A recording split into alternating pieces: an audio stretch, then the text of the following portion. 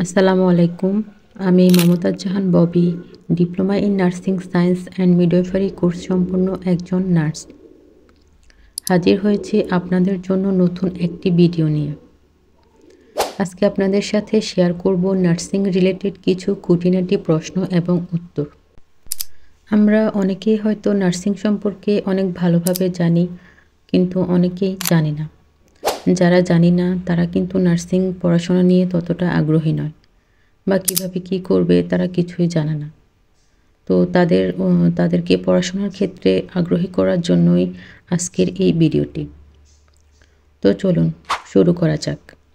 আজকের ভিডিওতে আমরা শিখব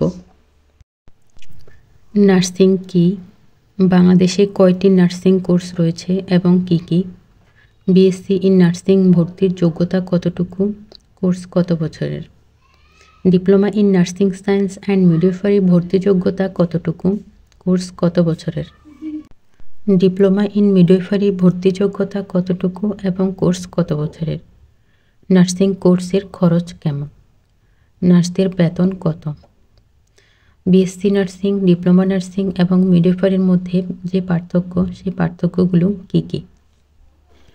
তো আমাদের প্রথম প্রশ্ন হলো নার্সিং কি। নার্সিং হলো একটি স্বাস্থ্যসেবা পেশা যেখানে প্রশিক্ষিত নার্সরা রোগীদের সেবা প্রদান করেন।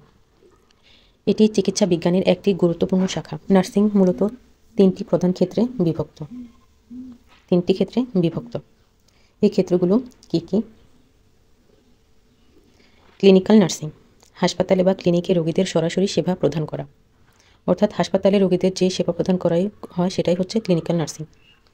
এরপরে হচ্ছে কমিউনিটি নার্সিং, সমাজের সাধারণ জনগণের স্বাস্থ্য সচেতনতা বৃদ্ধি এবং প্রতিরোধমূলক চিকিৎসা প্রদান করা। সেখানে সমাজের সাধারণ মানুষের স্বাস্থ্য সচেতনতা রক্ষা করা হয়। নার্সিং এডুকেশন ও রিসার্চ, নতুন নার্সদের প্রশিক্ষণ ও গবেষণা করা হয়। আমাদের দ্বিতীয় প্রশ্ন হচ্ছে কয়টি নার্সিং কোর্স রয়েছে। বাংলাদেশে 3টি নার্সিং কোর্স রয়েছে। BSc in nursing, diploma in nursing science and midwifery, diploma in midwifery, এই 3টি নার্সিং কোর্স রয়েছে। পরের প্রশ্নটি হচ্ছে বিএসসি ইন নার্সিং ভর্তির যোগ্যতা কতটুকু, কোর্স কত বছরের। এর উত্তর হচ্ছে BSc in nursing science course SSC এবং এইচএসসি সায়েন্স ব্যাকগ্রাউন্ড থাকতে হবে এবং দুইটা মিলিয়ে 7 পয়েন্ট থাকতে হবে। এই কোর্সটি 4 বছরের। এর পরের প্রশ্নটি হচ্ছে diploma in nursing science and midwifery ভর্তি যোগ্যতা কতটুকু, কোর্স কত বছরের। এই কোর্সে ভর্তি যোগ্যতা এসএসসি এবং এইচএসসি ব্যাকগ্রাউন্ড যে কোনো গ্রুপ থেকে হলেই হবে। সায়েন্স, আর্টস, কমার্স যে কোনো ব্যাকগ্রাউন্ড হলেই হবে এবং মোট পয়েন্ট 6 পয়েন্ট থাকতে হবে। এটি 3 বছর মেয়াদি কোর্স। এর পরের প্রশ্নটি হচ্ছে ডিপ্লোমা ইন মিডওয়াইফারি ভর্তি যোগ্যতা কতটুকু, কোর্স কত বছরের। ডিপ্লোমা ইন মিডওয়াইফারি কোর্স ও নার্সিংয়ের মতোই যে কোনো ব্যাকগ্রাউন্ডে হলেই হবে এবং এসএসসি ও এসএসসিতে 6 পয়েন্ট থাকতে হবে। এই কোর্সটি 3 বছরের। এর পরের প্রশ্নগুলো হচ্ছে নার্সিং কোর্সে খরচ কেমন। তো নার্সিং কোর্সে খরচগুলো হচ্ছে সরকারিভাবে যদি আপনি পড়াশোনা করেন তাহলে হচ্ছে খরচ একরকম, আপনি যদি প্রাইভেট কোনো ভার্সিটি থেকে পড়াশোনা করেন তাহলে খরচ একটু তার চেয়ে বেশি। সরকারিভাবে আপনি পড়াশোনা করলে একটা স্টাইপেন্ড অর্থাৎ উপবৃত্তি পাবেন, কিন্তু প্রাইভেটভাবে পড়াশোনা করলে সম্পূর্ণ খরচটুকু নিজেরই বহন করতে হবে। প্রাইভেট ভার্সিটি বা ইনস্টিটিউটগুলো তাদের রেঞ্জ অনুযায়ী খরচ নিয়ে থাকে, সেটা আপনারা ভর্তির সময়ে যোগাযোগ করে ভার্সিটি অনুযায়ী ভেদাভেদটা জানতে পারবেন। আশা করি বুঝতে পেরেছেন। আমাদের দ্বিতীয় প্রশ্নটি হলো নার্সদের বেতন কত। তো সরকারিভাবে যে কেউ যখন সার্কুলারে চান্স পায় বা সুযোগ পায়, যখন কারো জব হয় তখন তাদের বেতন 25 থেকে 27 হাজার টাকা শুরুতে, আর প্রাইভেট হসপিটালগুলোতে 15 থেকে 20 হাজার টাকা।